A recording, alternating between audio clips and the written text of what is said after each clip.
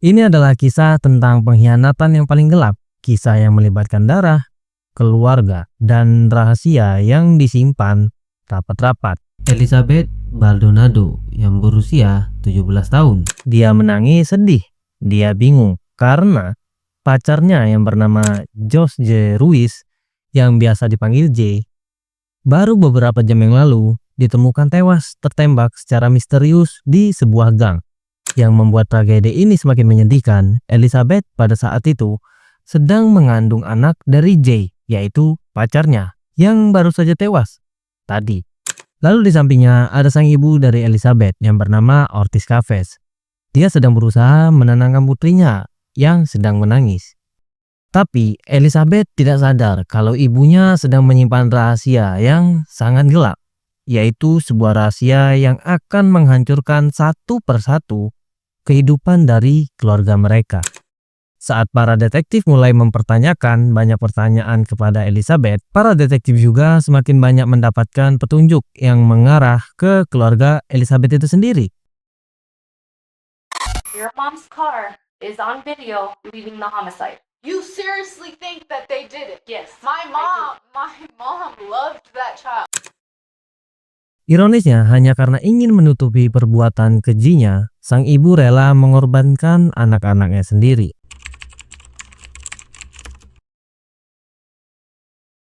Pada pagi yang cerah dan tenang, di pusat kota Albuquerque, seorang remaja berusia 16 tahun bernama J sedang berjalan sendirian melewati sebuah gang belakang menuju tempat kerjanya. Di pikiran J pada saat itu hanya ingin berangkat kerja demi mencari uang, dan ia juga sudah biasa melewati gang tersebut, jadi nyantai aja lah katanya. Tapi yang J lupa kalau hari sial tidak pernah ada di dalam kalender.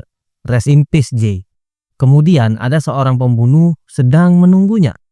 Dia bersembunyi di dalam salah satu mobil yang terparkir di pinggir jalan gang tersebut.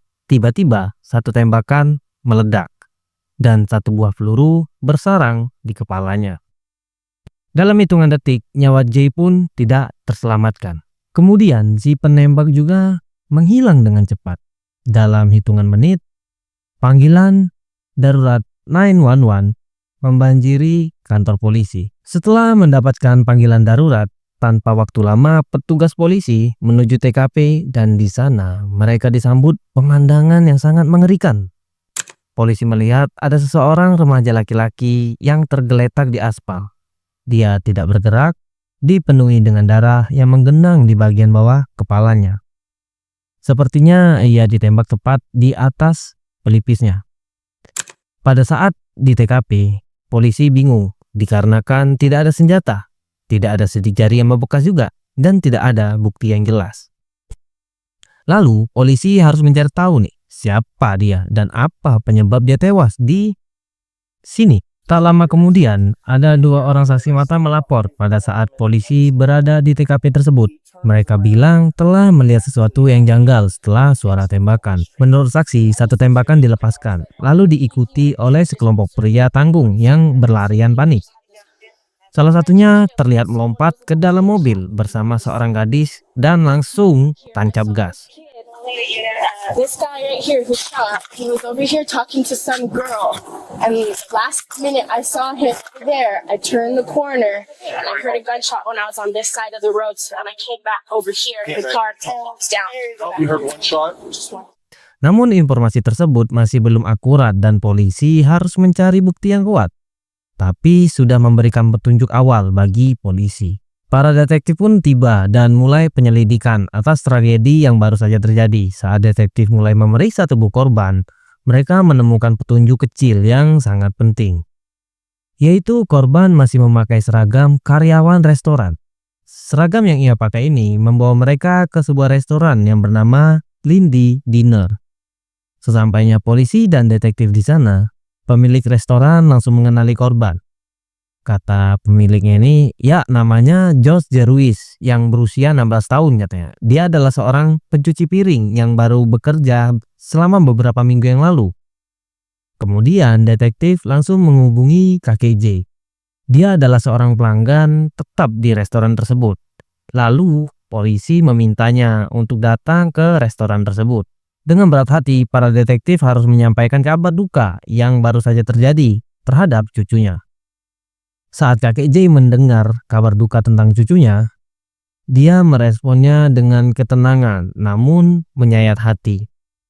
Tetapi apa yang ia sampaikan sedikit demi sedikit mulai mengarah pada masalah yang mungkin akan terjadi pada cucunya. Kata kakeknya J, dia terlibat dalam sesuatu, tapi saya tidak pernah bisa mendapatkan kebenaran darinya atau informasi. Dan ada satu teman yang tidak saya setujui, kata kakeknya J.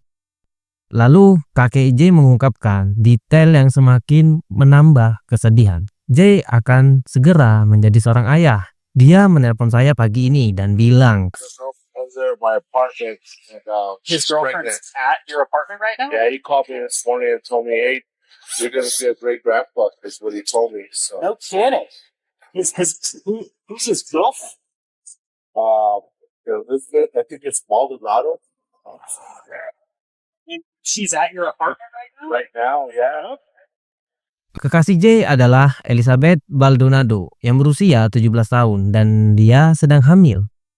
Setelah mendengar informasi dari kakek J, detektif pun yakin kalau Elizabeth lah kunci untuk mengungkap tragedi yang terjadi kepada J. Kasus ini secara resmi diserahkan kepada detektif yang bernama Anna Bruciaga. Setelah meninjau laporan, Anna mulai mencari rekaman kamera pengawas CCTV dan ia menemukan kamera yang mengarah langsung ke gang belakang tempat terjadinya peristiwa tragis tersebut. Di sana mereka mendapatkan petunjuk rekaman pertama tentang siapa pembunuh J. Rekaman tersebut menunjukkan ada sebuah mobil sedan Toyota berwarna kuning emas yang pada saat itu sedang melaju kencang. Hanya beberapa detik setelah suara tembakan terdengar. Sayangnya mobil tersebut kaca depannya terlalu gelap yang membuat detektif sedikit kesulitan untuk menganalisanya siapa yang ada di dalam mobil tersebut. Tapi walaupun begitu, masih terlihat tampak samar-samar dua sosok di dalamnya. Yang berarti ada setidaknya dua tersangka yang sedang berkeliaran bebas di jalanan. Beberapa jam kemudian, detektif Anna sampai di apartemen Elizabeth family. Detektif berharap Elizabeth bisa menjelaskan apa yang sebenarnya terjadi kepada J. Namun tanpa disadari, detektif Anna akan berhadapan langsung dengan seseorang yang jauh lebih dekat dengan seorang yang membunuh J. Elizabeth bercerita tentang keseharian J pada pagi itu. Elizabeth berkata, dia mandi sekitar jam 8 pagi, lalu dia bersiap untuk pergi bekerja pada jam 10 siang.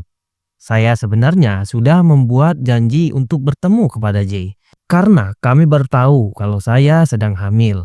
Dia masih mengirim pesan sampai jam 12 siang. Lalu dia tidak membalas lagi pesan dari saya selama beberapa jam. Detektif merasa waktu itu sesuai dengan waktu pembunuhan, sekitar pukul 11:20 siang. Lalu Elizabeth menceritakan sesuatu yang membuat kecurigaan yang mengarah ke keluarganya sendiri. Ia berkata kalau pagi itu J dan adiknya yang bernama Angelo ini adalah adiknya Elizabeth ya. Nah, jadi J dan Angelo tadi seharusnya akan bertarung tinju karena mereka ingin menyelesaikan keributan di antara mereka. Pertarungan itu akhirnya tidak terjadi, tapi sudah memberi petunjuk kalau konflik ini bersifat personal.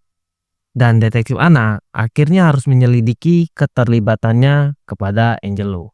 Setelah menyampaikan kabar berita duka kepada ibu J, detektif Anna berbicara dengan ibu Elizabeth yang bernama Ortiz Chavez. Di dalam percakapan tersebut, Chavez menyebutkan secara detail yang langsung menarik perhatian detektif Anna. Saya mengendarai mobil merek Toyota berwarna emas. Detektif Anna langsung mengenali pernyataan dari Chavez.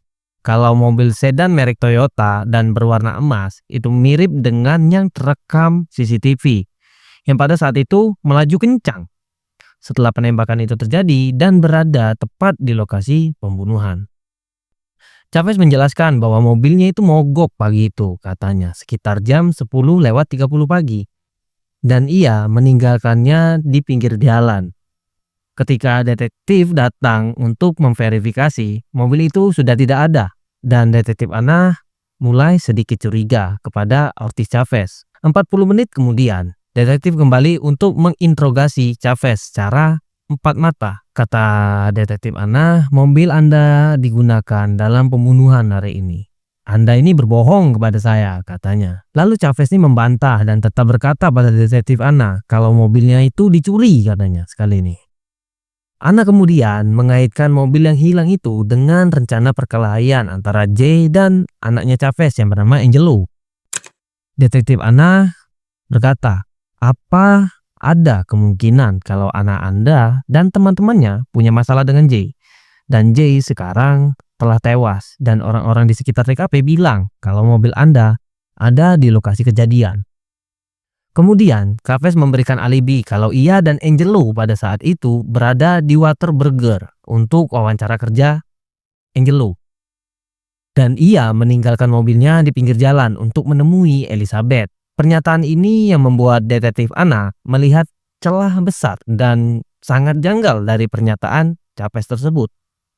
Jika mobil itu lenyap dan saksi melihat seorang pria remaja dan seorang wanita di dalamnya, kecurigaan jadi mengarah pada Angelo dan Elizabeth. Tapi anehnya sikap Chavez pada saat diinterogasi itu terlihat tenang, dingin, dan santai aja. Gak kelihatan sedikit pun raut wajahnya ini kayak ketakutan gitu. Kemudian detektif Ana langsung memberikan pertanyaan yang sangat frontal kepada Chavez. Kata detektif Ana ini, Anda kan yang menembak Jay, katanya. Langsung disentak kayak gitu sama detektif tadi. Chavez pada saat itu hanya bisa menghindar dengan raut wajah yang sedih. Tidak ada emosi yang meledak atau pembelaan diri yang keras dari Chavez. Untuk detektif, Chavez ini sedang menyembunyikan rasa bersalah atau sedang melindungi anak-anaknya. Detektif Ana langsung mewawancarai Angelo di tempat kerjanya.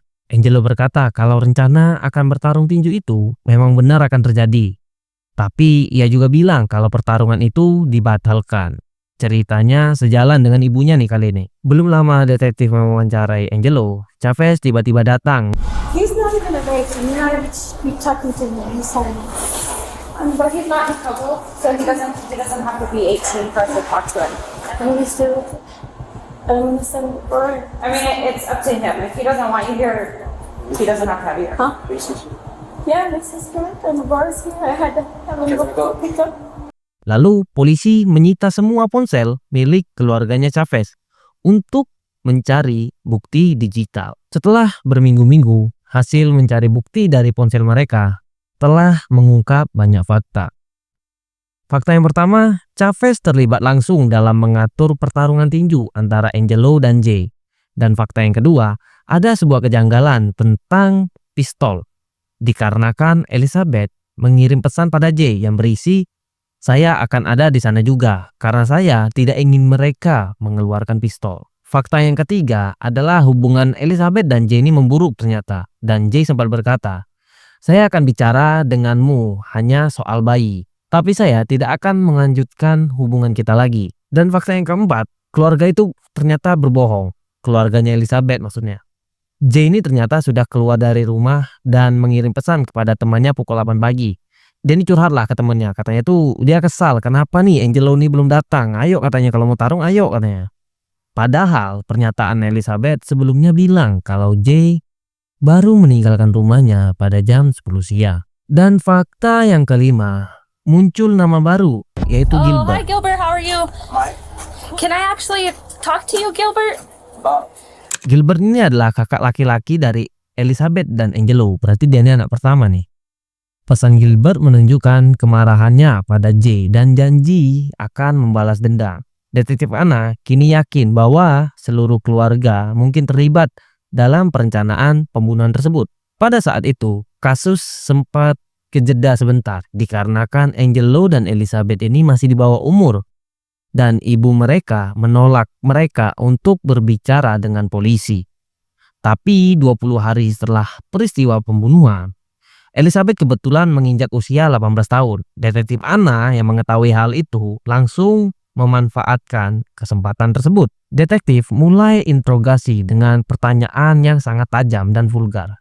Kata detektif Ana, saya punya ponselmu dan saya sudah melihatnya. Saya percaya kalau kamu pasti punya banyak informasi terkait hal ini. Lalu Elizabeth menjawab, saya nggak tahu dan saya benar-benar tidak tahu siapa pelakunya. Jika saya tahu, saya ini sudah kasih tahu Anda. Detektif Anna menekankan bahwa J telah putus dengan Elizabeth dan di hari itu J hanya ingin berkomunikasi masalah bayi, bukan hal lain. Elizabeth bilang, jadi Anda menuduh saya menyuruh seseorang melakukan sesuatu kepada J. Are you serious? Katanya, saya tidak akan pernah melakukan hal seperti itu. Karena dia sangat mencintainya lebih dari saya mencintai diri saya sendiri, kata Elizabeth. Elizabeth menjadi sangat defensif. Ia menolak tuduhan tentang kakaknya Gilbert yang telah mengancam J. Langsung detektif Anna ini nyekak Elizabeth kan. Katanya, hey, mobil ibu kamu itu ada di video. Dan mobilnya ini melaju kencang, meninggalkan lokasi pembunuhan setelah penembakan tersebut. Percaya nggak kamu, katanya. Dan Elizabeth langsung balas, ada banyak loh mobil Toyota Camry itu yang berwarna emas ini, kata Elizabeth. Dan pada saat itu juga adikku nih nggak ada di rumah, katanya. Dia ini sedang tidur karena dia harus bekerja. Pada saat itu Elizabeth ini sudah mulai kesal dengan pertanyaan yang diberikan oleh detektif.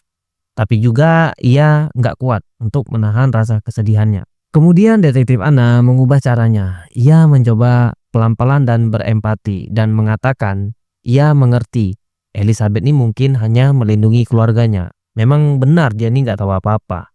Akhirnya interogasi antara detektif Anna dan Elizabeth berakhir tanpa hasil yang memuaskan. Selama beberapa bulan kemudian, kasus ini masih tetap berjalan. Penyelidik mulai menemukan lebih banyak kejanggalan dari peristiwa ini. Chavez ternyata tidak pernah menindaklanjuti laporan kehilangan mobilnya. Kemudian mereka menemukan sebuah pesan yang berisi ancaman dari Gilbert, yaitu kakak Elizabeth. Pesan Gilbert berisi dia akan kena 1 tembakan, katanya. Dan di pesan lainnya Gilbert memberi sebuah peringatan.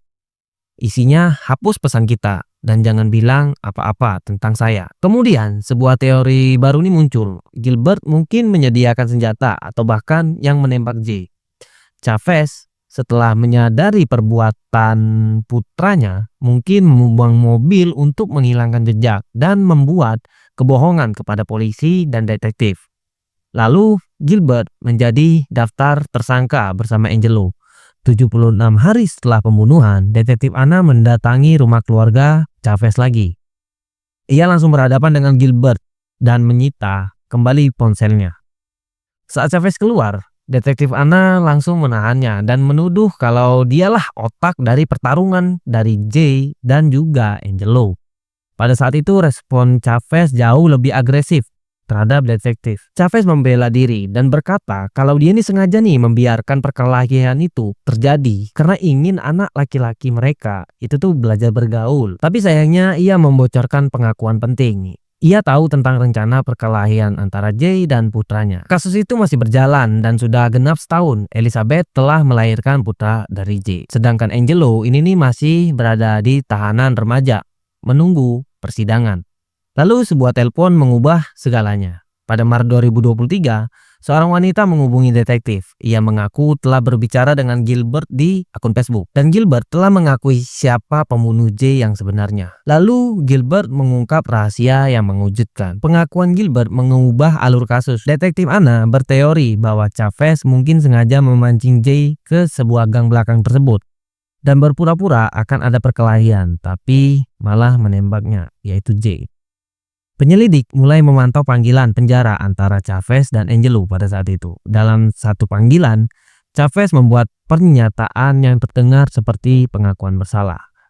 Kata Chavez, detektif Anna segera mengunjungi Angelo lagi. Angelo yang sedang putus asa siap membuat kesepakatan untuk menyelamatkan dirinya. Dan kali ini dia udah gak peduli lagi nih sama keluarganya. Yang penting saya selamat aja, katanya. Angelo berkata kepada detektif, jika saya ceritakan semuanya, setidaknya tuduhan tingkat pertama akan dibatalkan. Angelo kemudian bekerja sama dan membenarkan pengakuan dari Gilbert, yaitu kakaknya, bahwa ibunya lah yang menarik pelatuknya dan mengendarai mobil Toyota emas itu menjauh dari lokasi. Surat perintah penangkapan telah dikeluarkan dan Chavez akhirnya ditahan. Anna mencoba mendapatkan pengakuan langsung darinya. Namun, Chavez segera menyadari kemana arah pembicaraannya. Ia langsung mengakhiri wawancara dan meminta seseorang pengacara. Di persidangan, jaksa mengajukan bukti yang lengkap seperti catatan telepon, rekaman CCTV mobil Chavez, pengakuan kedua putranya, dan panggilan penjara. Motifnya, Chavez tidak menyetujui hubungan Elizabeth dan Jay, dan ia ingin putranya Angelo mendapat hukuman yang lebih ringan jika mengambil alih kesalahan. Elizabeth dinyatakan tidak mengetahui niat mematikan ibunya. Ia hanya menyembunyikan informasi untuk melindungi keluarganya. Akhirnya Angelo Baldonado mengaku bersalah atas konspirasi pembunuhan tingkat pertama dan dijatuhi hukuman ditahan di pusat penahanan remaja hingga usia 21 tahun. Sementara itu, Ortiz Chavez mengaku bersalah atas pembunuhan tingkat kedua dan pada Mei 2025 ia menerima hukuman maksimum 18 tahun di penjara. Jadi, penutupnya adalah kesimpulannya, kisah ini adalah pengingat yang mengerikan bahwa kadang-kadang orang yang seharusnya paling kita percaya justru adalah bahaya terbesar dalam hidup kita. Sekian, nama gue Ega Supanda. Sampai bertemu di case selanjutnya. Bye-bye.